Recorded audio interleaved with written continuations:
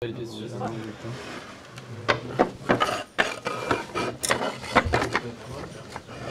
il faut juste prendre le pied. Ça c'est bon, alors, en gros, notre système de coupeur là qu'on va vous montrer, c'est les deux. Là c'est 100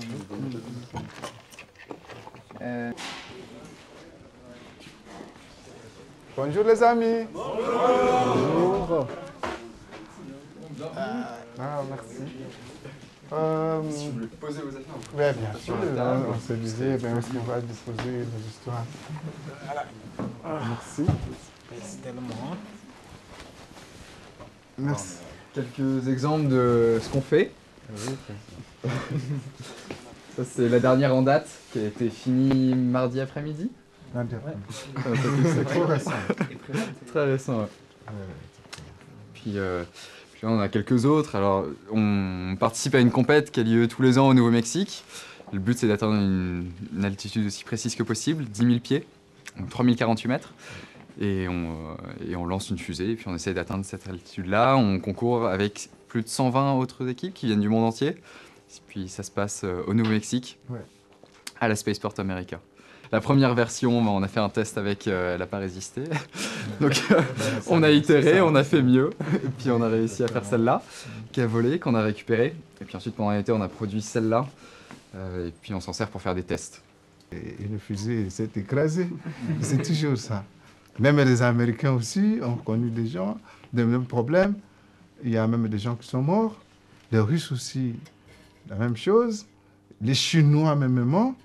Bon, les Européens, il n'y a pas de gens, mais il y a des fusées qui ont éclaté, vous avez vu. Donc, si on n'arrive pas à éclater des fusées, c'est qu'on ne fait rien. Et par conséquent, c'est un grand motif pour que vous puissiez toujours continuer à faire ça. Je m'imagine que si au niveau extérieur, ça montre vraiment que le fuselage est tellement lisse. Et je m'imagine si même le coefficient aérodynamique que vous prenez, et peut-être que vous le calculez avec, peut-être si vous avez des installations pour mesurer, mais vous pouvez les calculer même avec 0. Et tout ça, le revêtement extérieur, là, vous le faites sur place ici ou c'est comment? Voilà, on a un reste de Matterhorn 1. C'est la Matterhorn 1 qui est la même que celle-là, mais oui, qui est tombée. Mais vous avez bien fait. Voilà. Mais c'est lisse, ça. Parce que l'élément essentiel, c'est vous diminuer la rugosité. C'est vraiment lisse. Et ça, ça c'est vous-même qui avez fabriqué ça ici? Oui, avec l'aide des ingénieurs. Félicitations. Okay. C'est ça la question d'ailleurs, vous avez déjà répondu à la question. Je voulais savoir si vous fabriquez vous-même le moteur ou vous les achetez.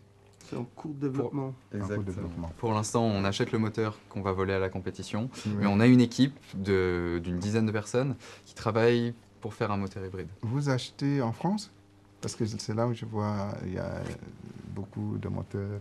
On achète aux États-Unis. Aux États-Unis, ouais. exactement. Parce que vu qu'on va à la compétition aux États-Unis, c'est plus simple d'acheter là-bas. Exact. En fait, il y a quelqu'un qui importe les moteurs des États-Unis ici pour qu'on puisse faire nos tests. Oui. Vous êtes une référence. Alors, est-ce qu'il y a moyen que nous puissions coopérer, que nous puissions rester en contact permanent, qui échangent d'idées? Je m'imagine qu'il y aurait une explosion avec ce que vous avez comme connaissances ici, avec le peu de connaissances que nous avons. Ensemble, ça sera extraordinaire. Je pense qu'on a beaucoup à apprendre de vous. Non, c'est dans les deux sens, ne vous en faites pas. Il n'y a pas le monopole de connaissances. Je vous ai montré que chez les Américains, il y a des fusées qui explosent. Chez les Russes, il y a des fusées qui explosent. Et ce n'est pas trop longtemps que le Japonais, leur fusée n'a même pas fait 1 mm.